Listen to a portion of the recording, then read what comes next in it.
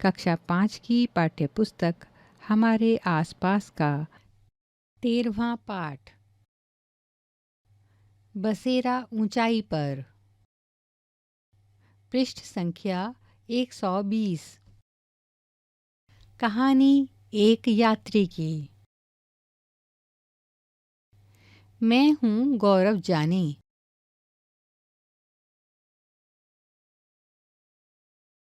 और यह है लोनर, मेरी सबसे बढ़िया साथी, मेरी मोटरसाइकिल। अंग्रेजी में लोनर का अर्थ होता है अकेला रहने वाला। वैसे तो मेरी मोटरसाइकिल अकेली नहीं है, उसके साथ मैं हूँ हरदम।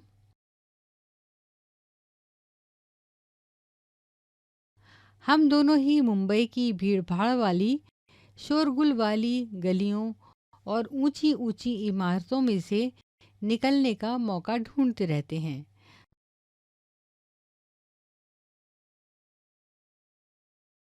हम दोनों को ही अपने सुंदर देश के अलग-अलग इलाकों में घूमने का बहुत शौक है। आज मैं तुम्हें सुनाता हूँ एक अद्भुत कहानी, दुनिया के सबसे ऊंचे रास्तों पर मोटरसाइकिल यात्रा की। कैसे की तैयारी। मेरी यात्रा थी लगभग 2 महीने की। इतने दिनों के लिए सामान ले जाना, वह भी मोटरसाइकिल पर लाद कर। मैंने बहुत सोच समझ कर ज़रूरत का सामान इकट्ठा किया। रहने के लिए टेंट, बिछाने के लिए प्लास्टिक की शीट और स्लीपिंग बैग, गर्म कपड़े,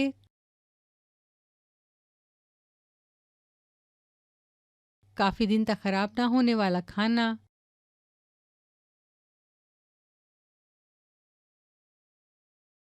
कैमरा, पेट्रोल, रखने के लिए डिब्बे इत्यादि भी।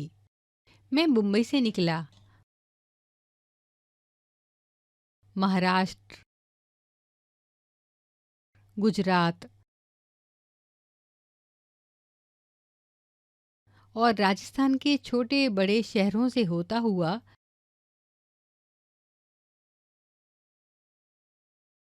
दिल्ली पहुंचा। मुंबई से दिल्ली तक का 1400 किलोमीटर का रास्ता मैंने 3 दिन में तय किया।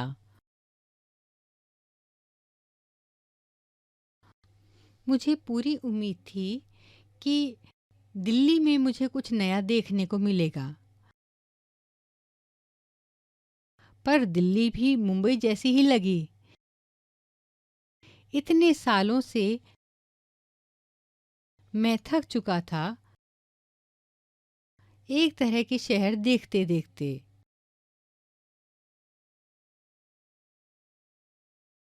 पृष्ठ 121। वहीं एक जैसे घर, सीमेंट, ईंट, कांच और स्टील के बने हुए।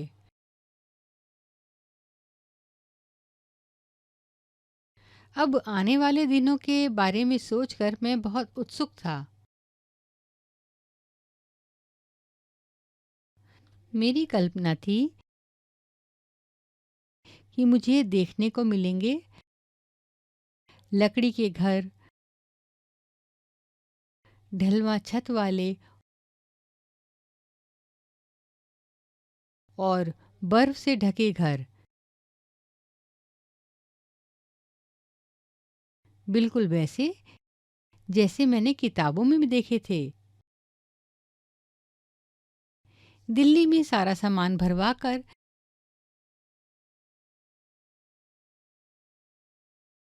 मैं आगे बढ़ा। 2 दिन बाद मनाली पहुंचकर पहाड़ों की ताज़ी हवा के बीच मैंने चैन की सांस ली।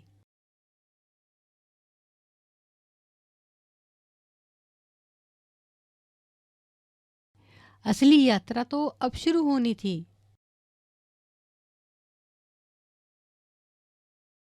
जम्मू कश्मीर राज्य के कई मुश्किल रास्तों से होते हुए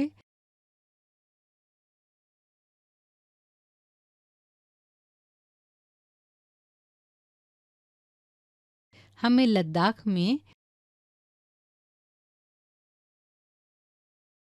लेह तक जाना था।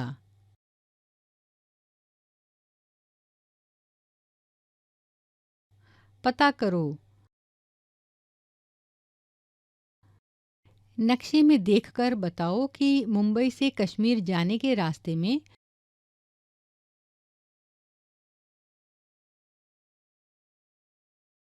कौन-कौन से राज्य आएंगे।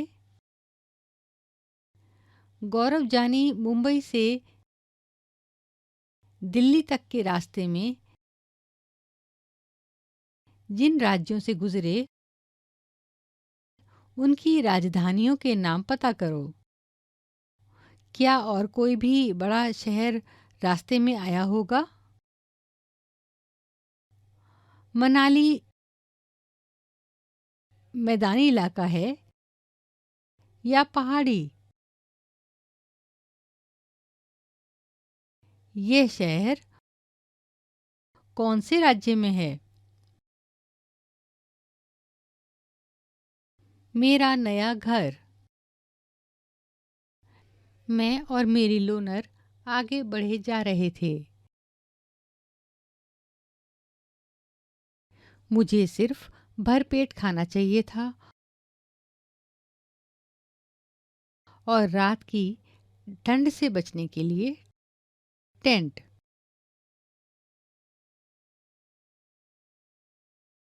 मेरे छोटे से नायलॉन के टेंट में इतनी ही जगह थी कि मैं सो सकूं।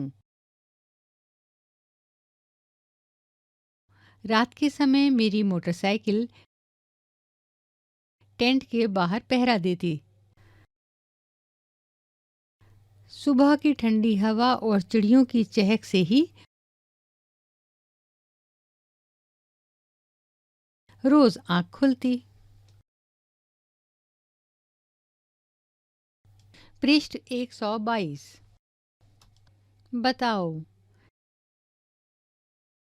क्या तुम कभी टेंट में रहे हो?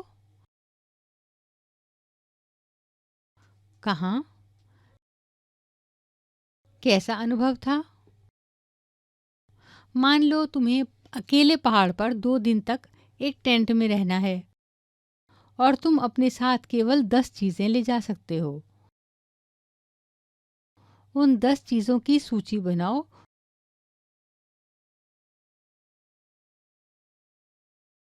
जो तुम ले जाना चाहोगे। तुमने किस किस तरह के घर देखे हैं उनके बारे में बताओ। चित्र भी बनाओ। ठंडा रेगिस्तान। आखिरकार मैं और लुनार लेह पहुंच ही गए।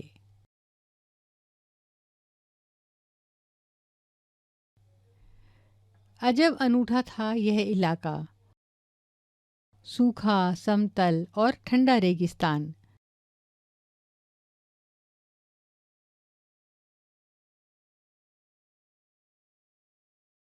लद्दाख में बहुत ही कम बारिश होती है।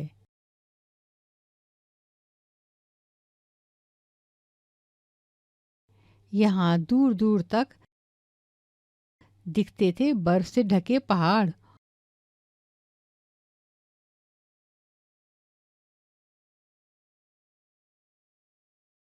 और सूखा ठंडा मैदान।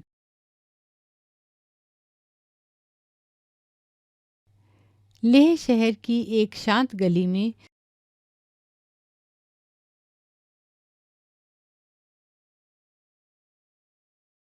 सफ़ेद पत्थर के सुंदर मजबूत घरों को देखा।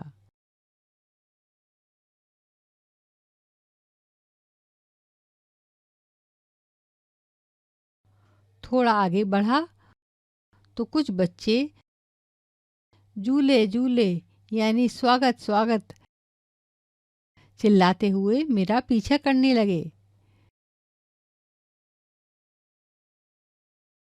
वे लोनर को देखकर बहुत हैरान थे।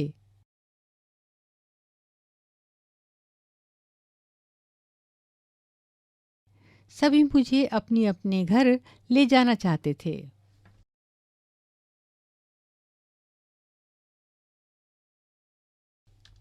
ताशी के घर पर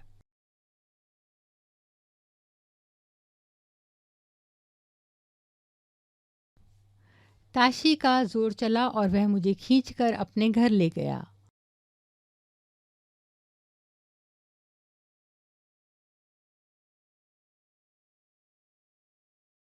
उसका घर 2 मंजिला था।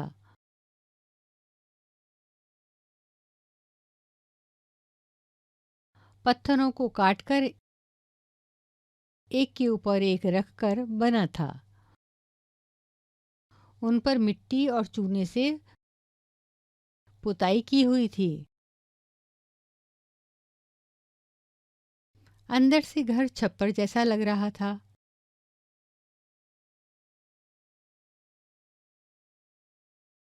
हर तरफ घास फूस पड़ी हुई थी।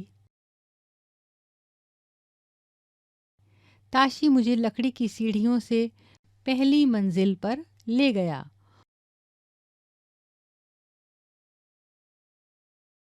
उसने बताया कि वह और उसका परिवार ऊपर की मंजिल पर रहते थे।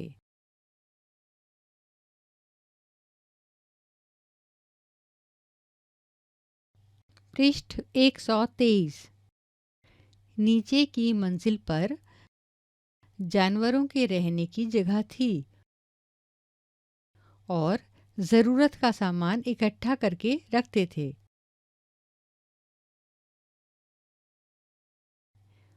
सर्दी के दिनों में अक्सर इनका परिवार भी नीचे की मंजिल पर जानवरों के पास ही रहता।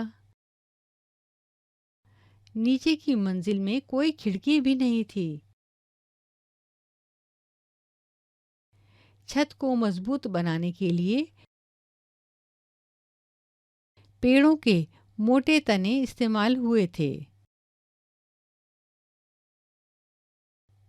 फिर ताशी मुझे घर की छत पर ले गया।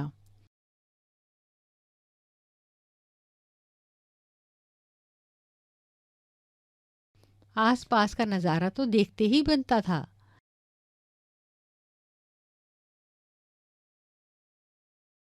सभी घरों की छतें समतल थीं।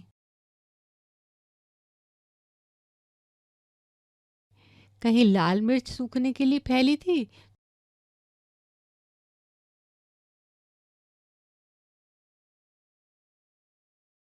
तो कहीं सीताफल और मक्का।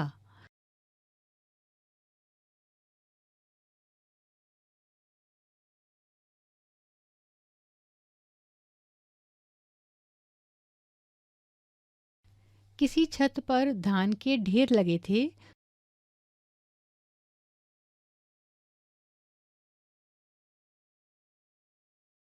तो किसी पर उपले सूख रहे थे।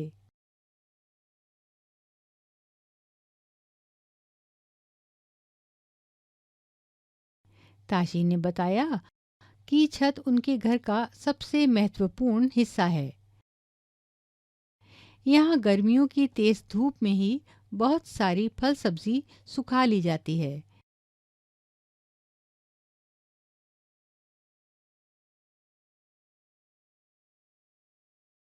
ये ठंडे दिनों में इस्तेमाल होती है।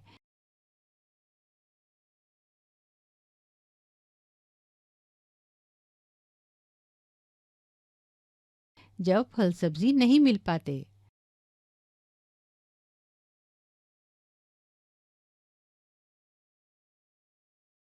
सोचो, यह किन महीनों में होता होगा और क्यों?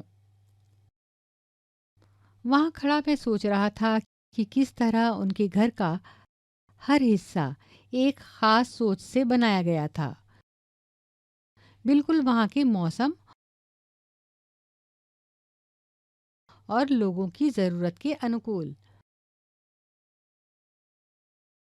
मुझे यह समझने में देर नहीं लगी कि मोटी मोटी दीवारें, लकड़ी के फर्श और लकड़ी की छत ही ठंड से बचाते होंगे।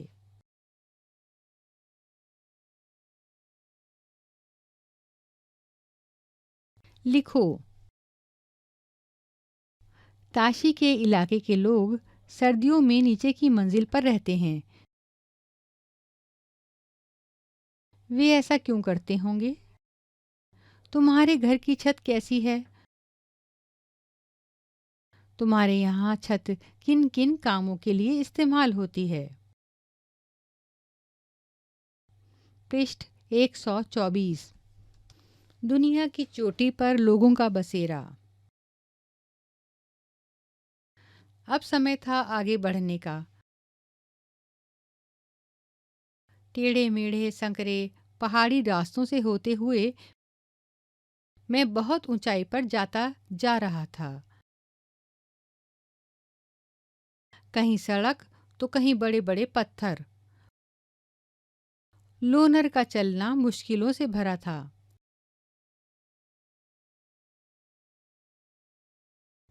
अब मैं चांग यांग इलाके की ओर बढ़ रहा था।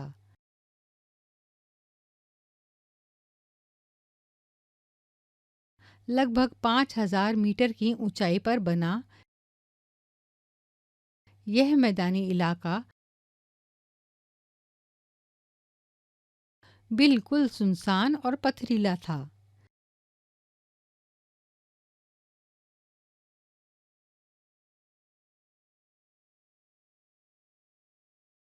इतनी ऊंचाई पर सांस लेने में भी मुश्किल हो रही थी।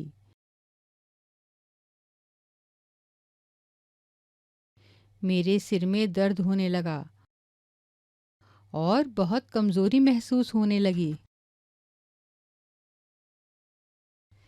फिर धीरे धीरे ऐसी हवा में सांस लेने की आदत सी पड़ गई। मैं कई दिन तक यहाँ मोटरसाइकिल पर घूमता रहा, लेकिन दूर दूर तक कोई भी दिखाई नहीं पड़ता था। ना ही कोई पेट्रोल पंप, न मैकेनिक। सिर्फ दूर दूर तक फैला नीला आसमान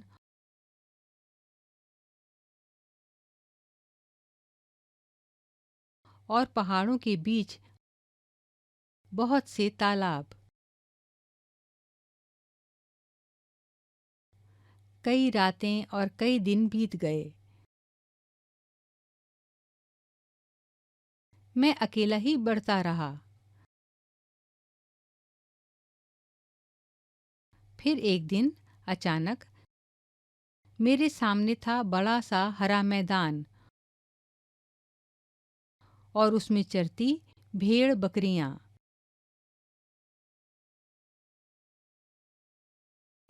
थोड़ी ही देर पर मुझे कुछ टेंट दिखाई दिए।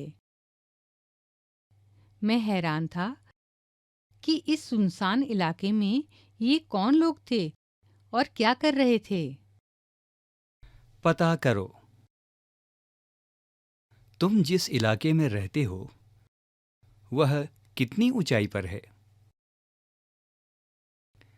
गौरव जानी ने ऐसा क्यों कहा?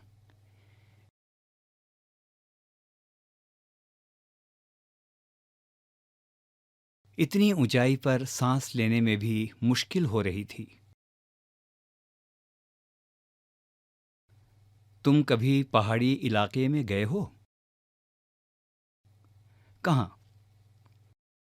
वह कितनी ऊंचाई पर था? क्या वहाँ सांस लेने में तुम्हें भी परेशानी आई? तुम ज्यादा से ज्यादा कितनी ऊंचाई तक गए हो?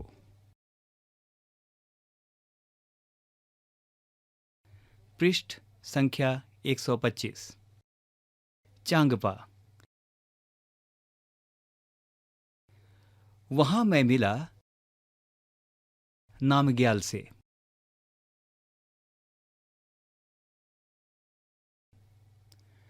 उन्हीं से मुझे चांगपा के बारे में पता चला।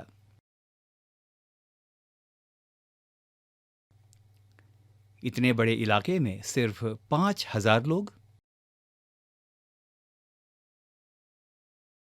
चांगपा घुमंतू लोग हैं जो हमेशा एक ही जगह पर नहीं रहते।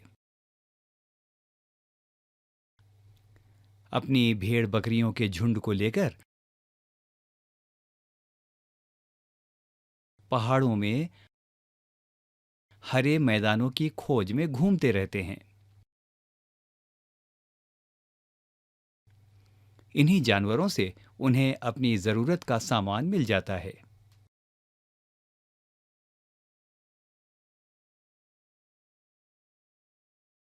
दूध, मांस,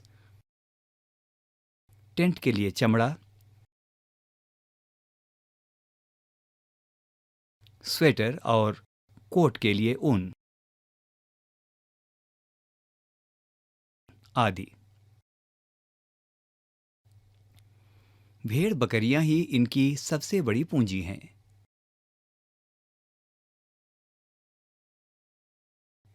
जितनी भेड़ बकरियां उतना ही ऊंचा परिवार का स्तर।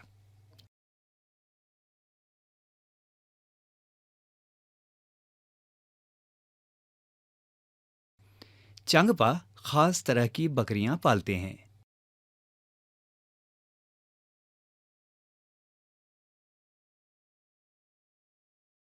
जिनके बालों से दुनिया की मशहूर पश्मीना ऊन बनती है। जितनी ठंडी और ऊंची जगह होगी, इन बकरियों के बाल भी उतने ही ज्यादा और नरम होंगे।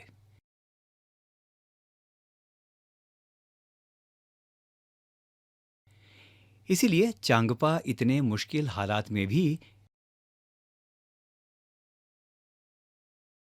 इतनी ऊंचाई पर रहना पसंद करते हैं।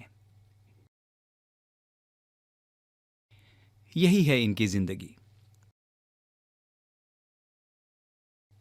मैं मोटरसाइकिल पर तो अपना थोड़ा ही सामान लाया था, लेकिन ये लोग अपना पूरा घर और सामान घोड़ों और याक पर लाद कर घूमते हैं।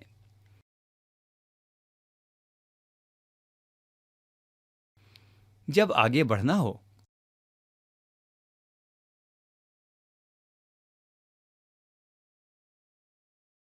तो ये सिर्फ 2.5 घंटे में अपना डेरा समेटकर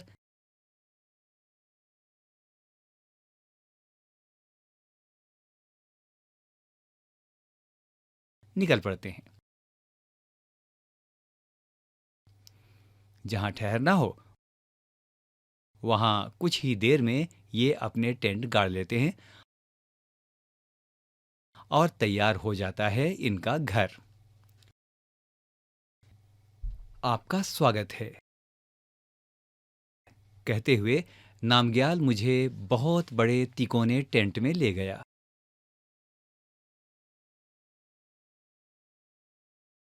ये अपने टेंटों को रेवो कहते हैं।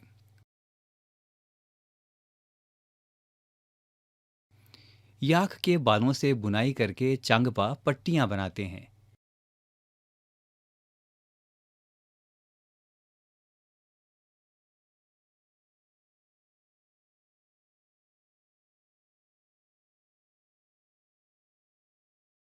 जिन्हें सिलकर जोड़ लेते हैं।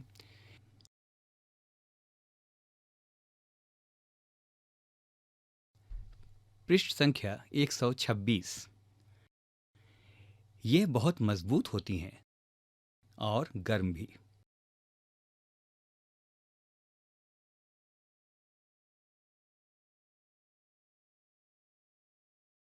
पट्टियां 9 डंडियों के सहारे जमीन से बंधी थीं।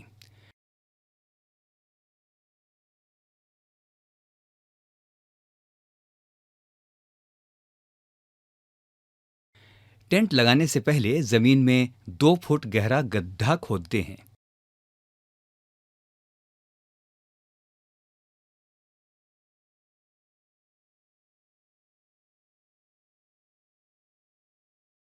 और गड्ढे के आसपास ऊंची जमीन पर टेंट लगाते हैं।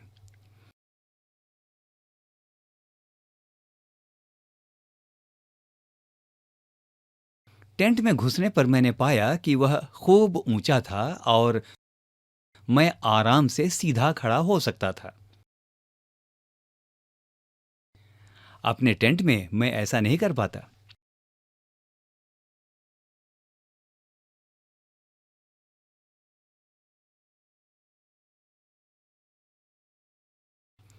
रेबो अंदर से मेरे मुंबई वाले फ्लैट के एक कमरे जितना बड़ा था।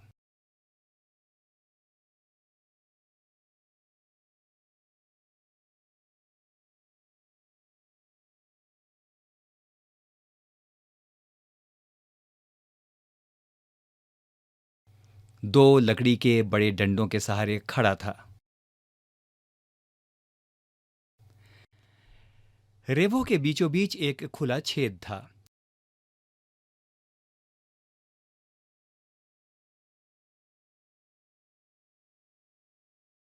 जहां से चूल्हे का धुआं बाहर जा सके।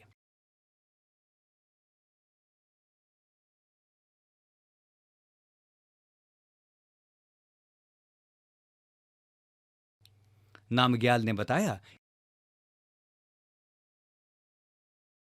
कि इनके टेंट का डिजाइन 1000 साल से भी पुराना था।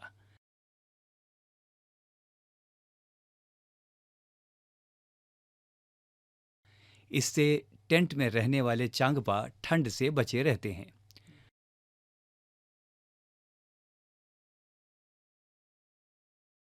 ठंड भी कैसी! सर्दियों में यहाँ का तापमान 0 से कई डिग्री नीचे चला जाता है और हवा भी बहुत तेज चलती है। दुनिया में मशहूर पश्मीना।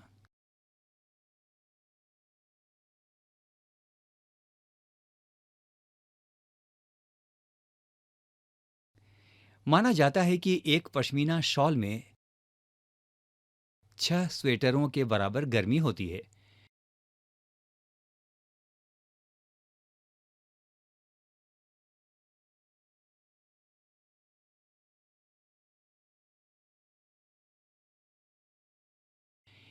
इतनी गर्म पर मोटी बिल्कुल नहीं। यह पश्मीना बनता है पहाड़ी बकरियों की एक खास नस्ल से,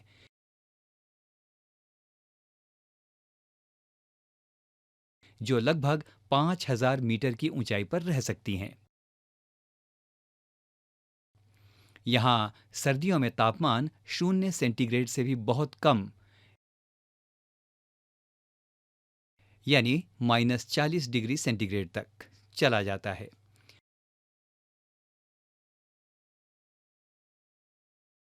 इतनी सर्दी से बचने के लिए बकरियों के शरीर पर बहुत ही बारीक और नरम बाल उगाते हैं,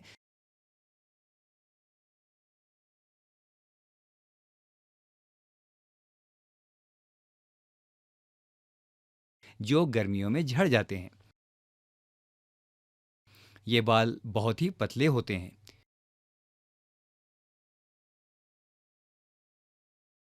इतने पतले कि बकरी के 6 बाल मिलाकर तुम्हारे सिर के एक बाल की मोटाई के बराबर होंगे।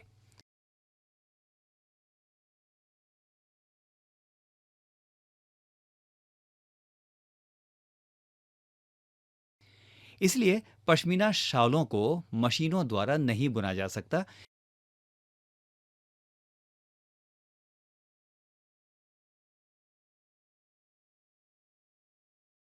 की बुनाई हाथों से करने के लिए खास बुनकर होते हैं। अगर एक बुनकर 250 घंटे बुनाई करे तब जाकर एक साधारण पश्मीना शॉल तैयार होती है। इतनी मेहनत, सोचो। अगर डिजाइन वाली शॉल बुननी हो तो कितने दिन लगेंगे? पृष्ठ संख्या 127। 1 घंटे में 70 किलोमीटर की गति। सोचो, अगर तुम अपने गांव में बस में बैठे और वह इसी गति से चले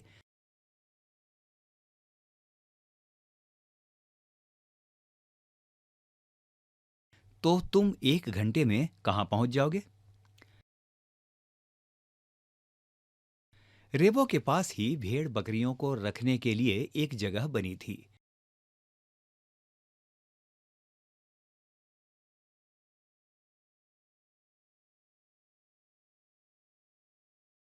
इसे चांगपा लेखा कहते हैं।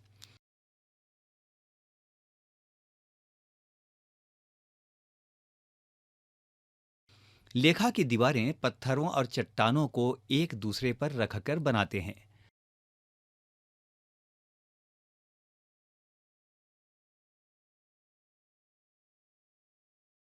हर परिवार अपने जानवरों के झुंड पर पहचान के लिए खास निशान बनाता है।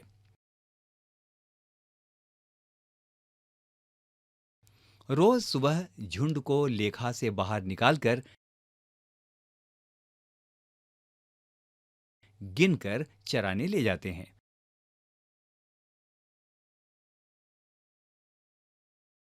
और ये काम औरतों और जवान लड़कियों का रोज का काम है।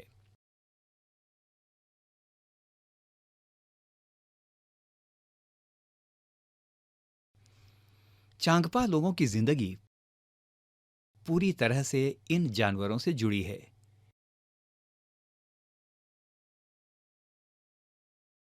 क्या कोई जानवर तुम्हारी जिंदगी का हिस्सा है? जैसे तुम्हारा कोई पालतू जानवर या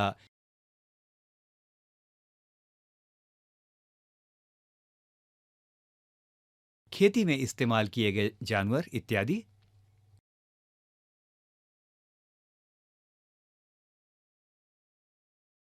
ऐसे 5 उदाहरण सोचो और लिखो कि जानवर तुम्हारी जिंदगी से कैसे जुड़े हैं।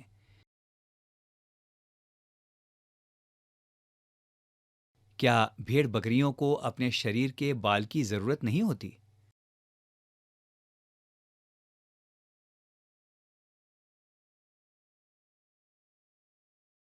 चर्चा करो,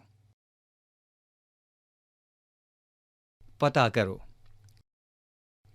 तुमने पढ़ा कि चांगथांग इलाके में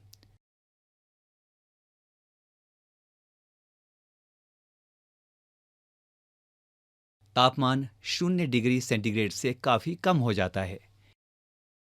टीवी या अखबार में देखकर बताओ कि और कौन से शहर हैं जिनका तापमान 0 डिग्री से भी कम हो जाता है। वे शहर भारत के हो सकते हैं या किसी और देश के भी।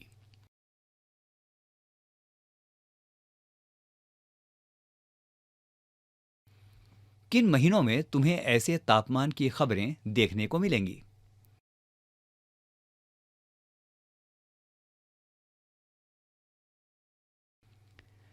श्रीनगर की ओर।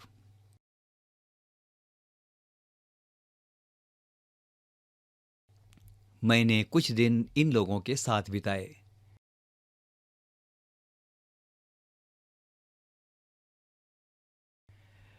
न चाहते हुए भी आगे तो बढ़ना ही था।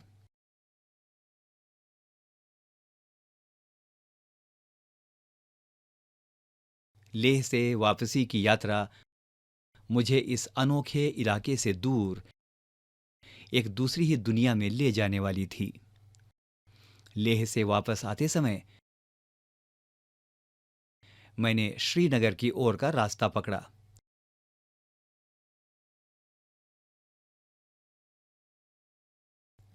कारगिल से होता हुआ फिर श्रीनगर पहुंचा। रास्ते में मैंने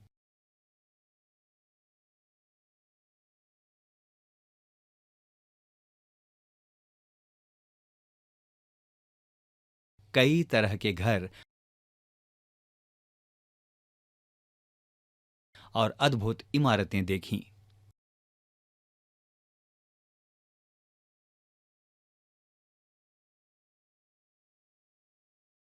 फिर कुछ दिन मैं श्रीनगर में रहा।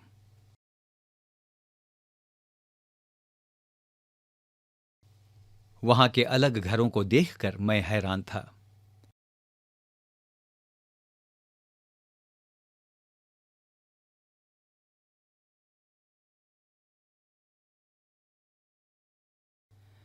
उन घरों ने मेरा दिल ही जीत लिया।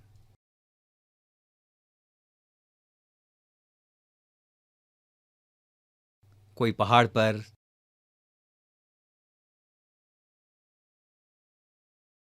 तो कोई पानी पर। तरह तरह के घरों में लोग रहते थे। पृष्ठ संख्या 128। उन घरों में मैंने कई फोटो खींचे।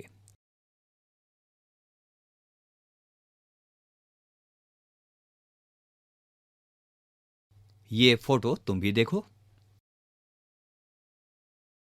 अपने सफर की शुरुआत पर निकलने से पहले मैंने कभी सोचा भी न था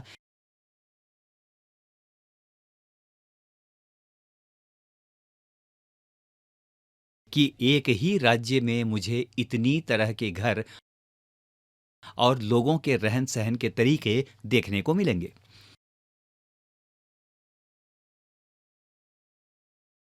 लेह में एक अनुभव था।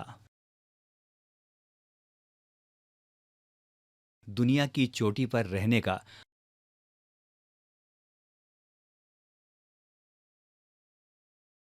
और श्रीनगर में अनुभव था पानी पर रहने का।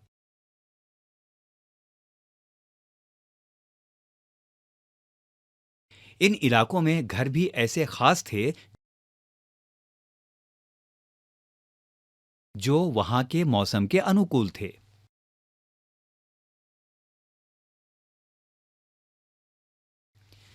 वापसी का समय।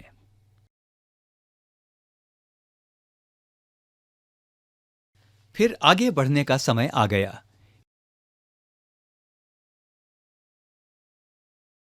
इस बार जम्मू शहर से होते हुए जाना था।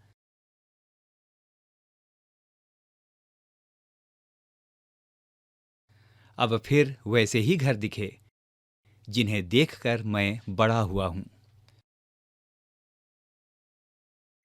वही सीमेंट, ईंट, कांच और स्टील। इस बारे में कोई दो राय नहीं कि ये मजबूत और टिकाऊ हैं, पर इनमें उन घरों जैसी खासियत नहीं थी जो मैंने खुशकिस्मती से लेह और श्रीनगर में देखे।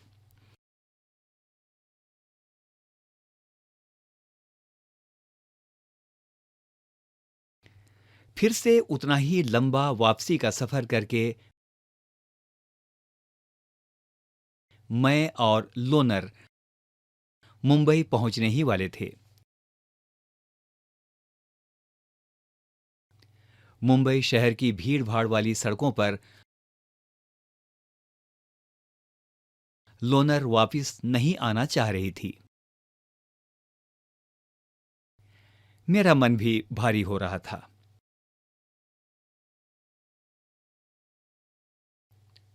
पर अंदर से दिल में एक खुशी थी। इतना कुछ अनोखा और नया मैं अपनी यादों और अपने कैमरे में कैद कर लाया था।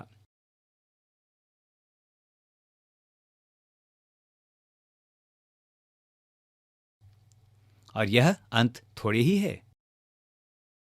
मैं और मेरी मोटरसाइकिल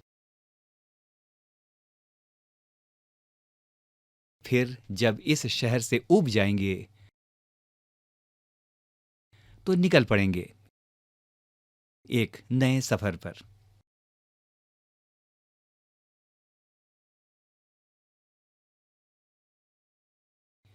देखो और बताओ।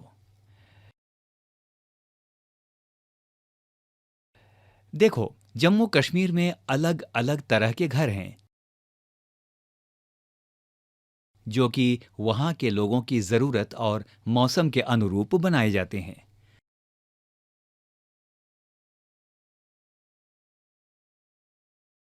पृष्ठ संख्या 129। श्रीनगर के घरों पर एक नज़र। यहाँ 6 तस्वीरें दी गई हैं।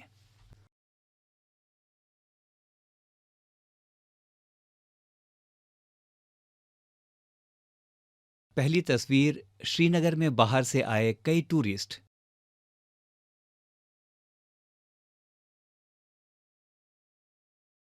या हाउस बोट में जो रहते हैं उनके बारे में है।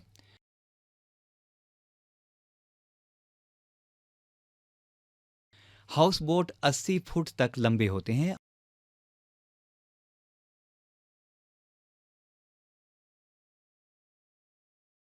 और बीच से इनकी चौड़ाई 8-9 फुट तक होती है।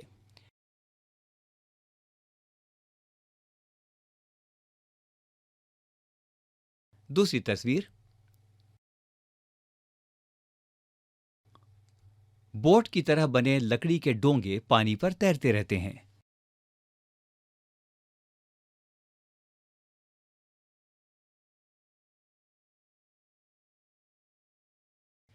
श्रीनगर की डल लेक और झेलम नदी में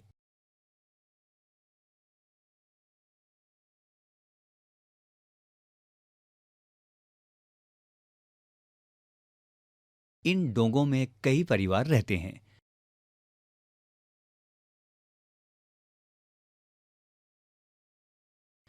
मकान की तरह इस डोंगे में भी अलग अलग कमरे होते हैं।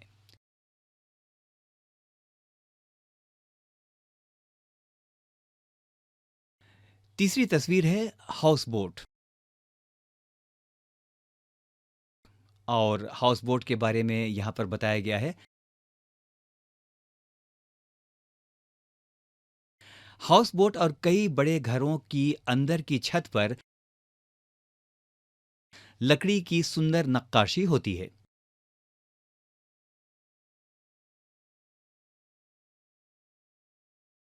इनमें एक खास डिजाइन खत्म बंद है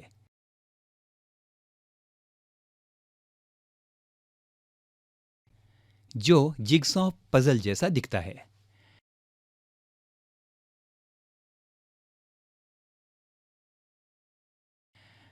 दूसरी तस्वीर में चलते हैं।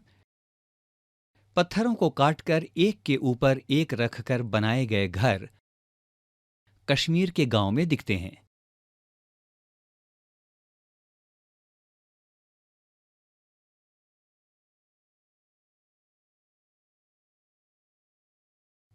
पत्थरों के ऊपर मिट्टी की पुताई की जाती है और लकड़ी का भी इस्तेमाल किया जाता है।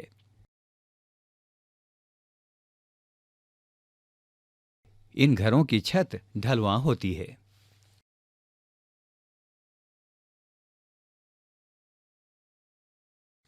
अगली तस्वीर, यहाँ के पुराने घरों की खासियत है ये जालीदार खिड़कियां।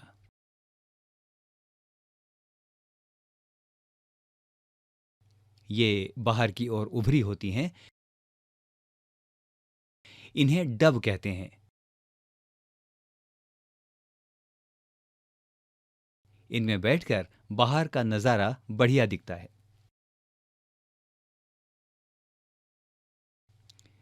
और अंतिम तस्वीर,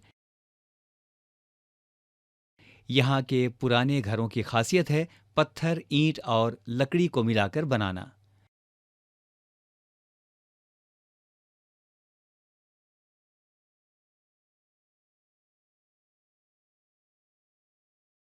घरों के दरवाजों, खिड़कियों पर डिजाइनदार मेहराब बने होते हैं।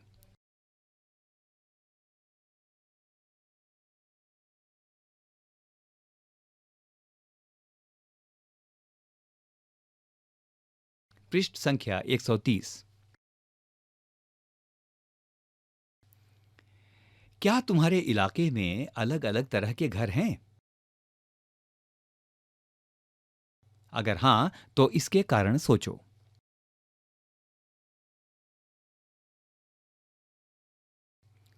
तुम्हारे घर में क्या कोई खास बात है? जैसे ज्यादा बारिश होती है तो ढलवां छत या बड़ा बरामदा?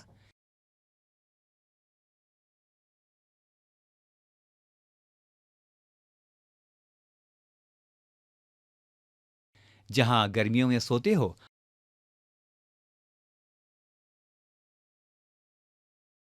और धूप में कुछ सुखाते हो?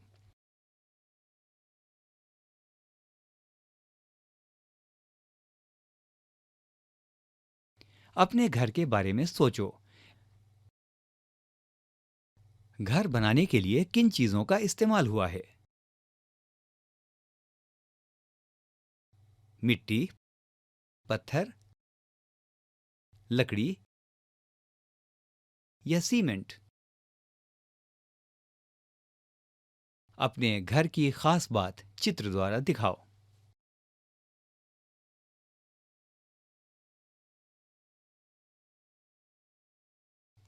सोचो और लिखो। इस चित्र को देखो। क्या इसमें कुछ घर पहचान पा रहे हो? ये लकड़ी और मिट्टी के घर हैं जिनमें सर्दियों में कोई नहीं रहता। गर्मियों में बकरवाल लोग यहाँ रहने आते हैं।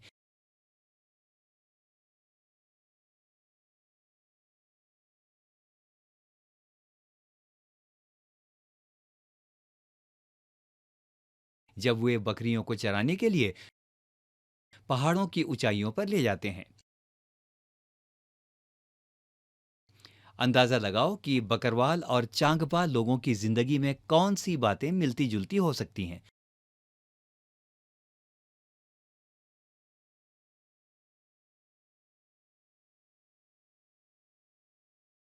और क्या फर्क है? हम क्या समझे? तुमने जम्मू कश्मीर के तरह तरह के बसेरों के बारे में पढ़ा।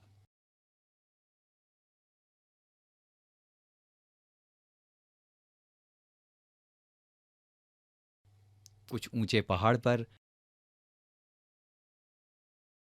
कुछ पानी में,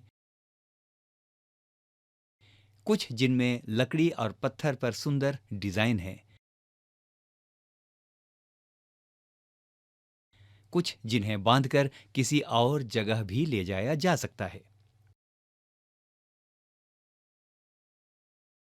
बताओ, यह बसेरे वहां के लोगों की जरूरत के हिसाब से कैसे बने हैं?